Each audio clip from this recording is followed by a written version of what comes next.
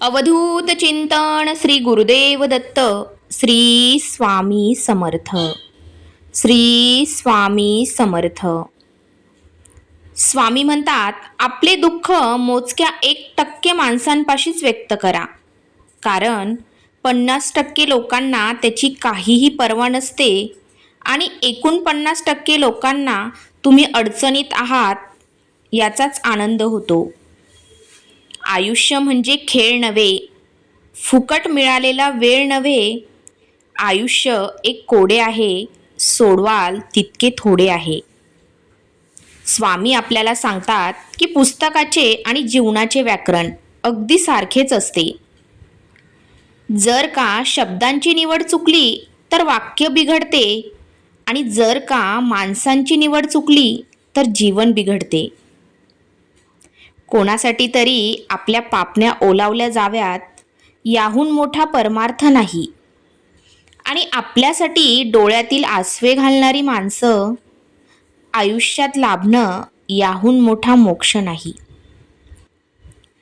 प्रेमळ स्वामी भक्ता हो, स्वामी तुमच्या सर्वांच्या चांगल्या मनोकामना पूर्ण करो आणि तुम्हाला सर्वांना सुखात आनंदात हसत खेळत ठेवो, ही स्वामींचरणी प्रार्थना. आज भाग्याने हा संदेश तुमच्यापर्यंत पोहोचवला आहे. हा संदेश तुम्ही शेवटपर्यंत ऐकावे अशी स्वामींची इच्छा आहे. कृपया करून हा संदेश शेवटपर्यंत ऐका आणि शेअर करायला विसरू नका. तुमच्या एका शेअरने एखाद्या गरजूला मदत होऊ शकते, जो जीवनात संघर्ष करत आहे, मानसिक ताण झेलत आहे आणि जीवनापासून हरलेला आहे. या संदेशाने त्याचे मन पुन्हा जागृत होण्यास मदत होऊ शकते आणि तुम्ही नकळत पुण्याचे भागीदार व्हाल. म्हणून शेअर करायला विसरू नका. आणि तुम्हाला सर्वांना एक विनंती आहे, व्हिडिओ आवडल्यास व्हिडिओला लाईक करून चॅनलला सबस्क्राईब करायला विसरू नका. आजचा स्वामी संदेश तुमच्यासाठी आहे. स्वामी म्हणतात, तोंडावर तिरस्कार करणारी माणसं परवडतात, पण आपलेपणाचा दिखावा करणारी माणसं जास्त घातक असतात. म्हणून अशा माणसाला ओळखून वेळीच सावध झालेलं बरं.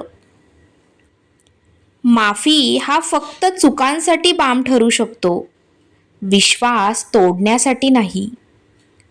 म्हणून आयुष्यात आपल्याकडून चूक झाली तरी कोणाचा विश्वास तोडू नये याची काळजी घ्या.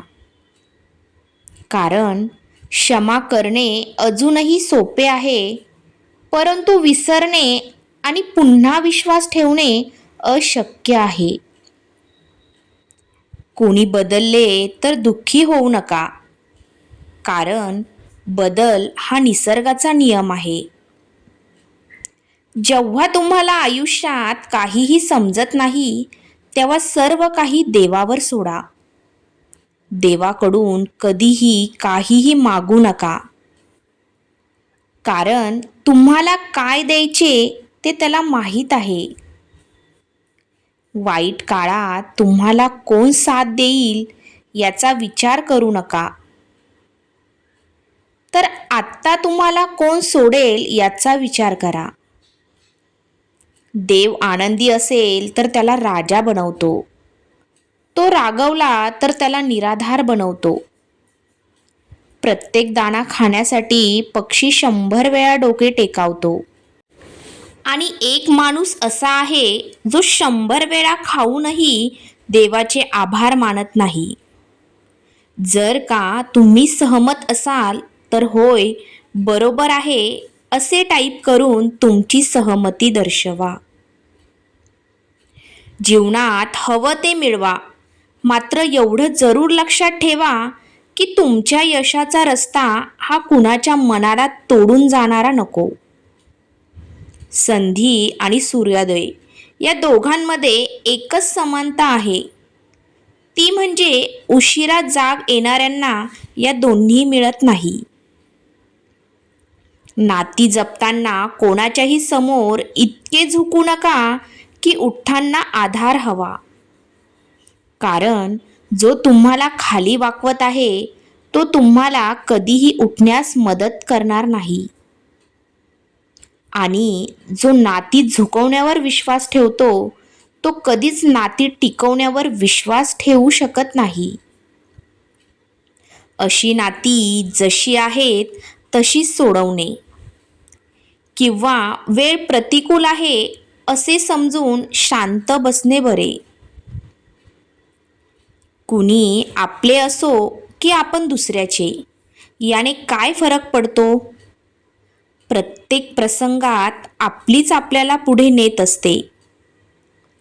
जो मागे राहतो तो कधीच तुझा होऊ शकत नाही. तुम्ही असभ्य व्यक्तीशी, मग ते कुटुंबातील सदस्य असो किंवा बाहेरील व्यक्तीशी, संवाद साधू नये. कारण अशी व्यक्ती मादकतेच्या नशेत इतकी बुडालेली असते की त्याला त्याच्यापेक्षा जास्त जाणकार कोणीही दिसत नाही. त्यामुळे तो कधीही असभ्य वागणार नाही. तुम्ही ते कोणासमोरही कुठेही तुमचा आदर कमी करू शकतात. आपल्या प्रतिष्ठेचे रक्षण करण्यासाठी आपण अशा व्यक्तीस टाळण्याचा प्रयत्न केला पाहिजे. मेहनत करणाऱ्यांना लक्ष्मी मिळते तर मजुरांना का मिळत नाही? बुद्धी असेल तर हुशार, आणि हुशार लोकांकडे का नाही? ताकद उपलब्ध असेल तर पैलवानाकडे का नाही?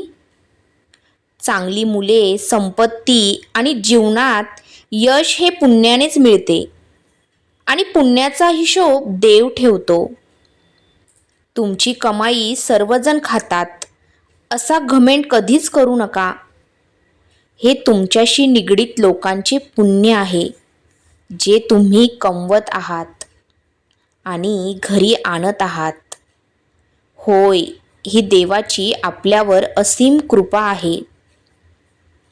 म्हणून देवाचे कृतज्ञ राहा आणि आपल्या कुटुंबावर प्रेम करा आणि प्रत्येकजण नेहमी आनंदी राहो. आजोबा भीष्माने श्रीकृष्णाला विचारले, पाण्यापेक्षा पातळ काय आहे? जमिनीपेक्षा जड काय आहे? अग्नीपेक्षा वेगवान कोण आहे? काजळापेक्षा काळे कोण?